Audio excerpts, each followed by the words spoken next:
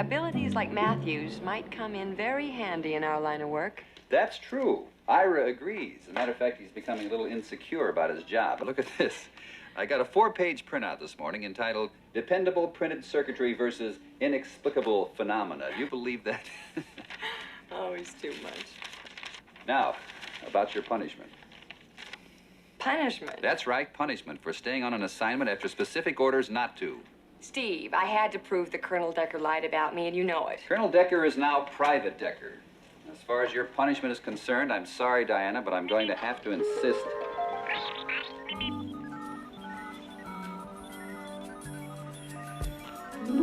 That you take a real vacation. Plane tickets, hotel reservations, and specific orders to have the time of your life. Steve, I don't want to go. Go. Well, there's no suntan lotion in here, and I burn very badly.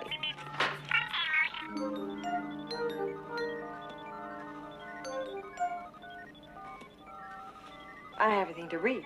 No books? No books.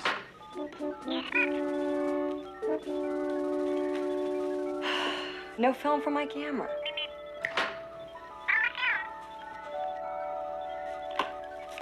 Cute. Well, you want to go with me?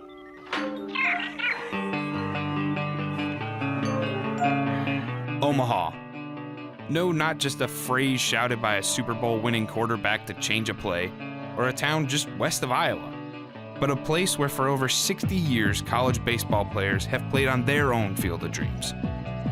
Sure, Omaha is the final destination for college baseball, but for NASCAR, it is where the road to Daytona begins.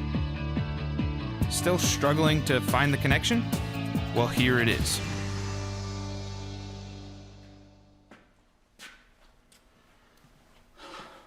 Meet John Lynda, sculptor of the Harley J. Earl Daytona 500 trophy. Checkered flag, Dale Earnhardt. I was wondering if I'd ever get my name on that trophy when y'all built that thing. It's going to be great to have this in my trophy case. You fly in, I'm in Omaha, Nebraska. I'm in the middle of the country. And I think that was one of the first times that I've actually seen the Atlantic Ocean. Then when you drive on International Speedway Boulevard, you drive down, your windows are open, and you see nice cars driving, but then you hear the roar of those engines. It almost sounds like a siren. I knew I was someplace special when I was down there, and I just wanted to absorb all of that.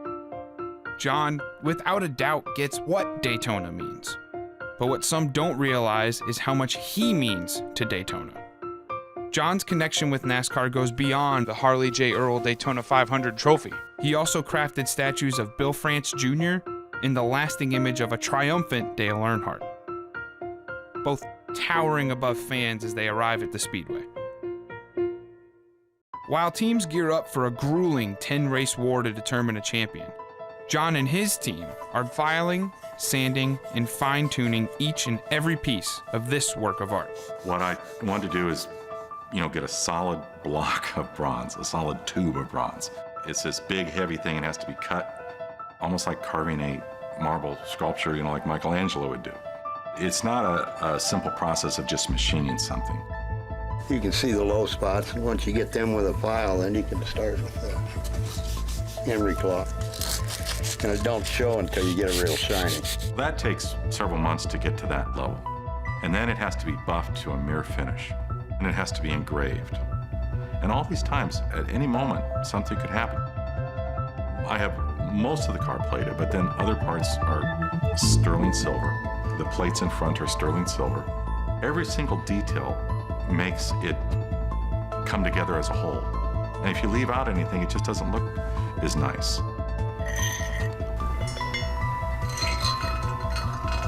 It just doesn't come together quickly. It's something that requires a lot of time.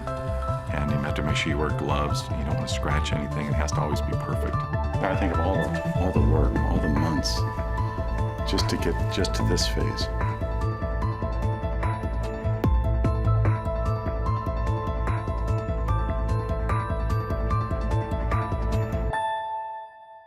You see those cars, and they're handmade. Those cars are handmade by Americans that love the sport, and they love doing good work, and they're good craftsmen. I celebrate that a lot. And so I said, well, who are the best that I know, the best that can help me in every facet of producing this trophy?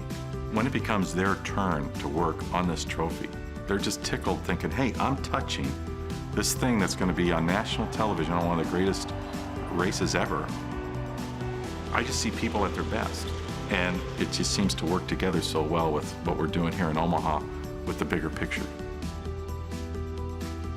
Each year, fans all across the country tune in to the Great American Race. But one sculptor, one artist, and one community in the heart of America will be watching to see who hoists their trophy as Daytona 500 champion.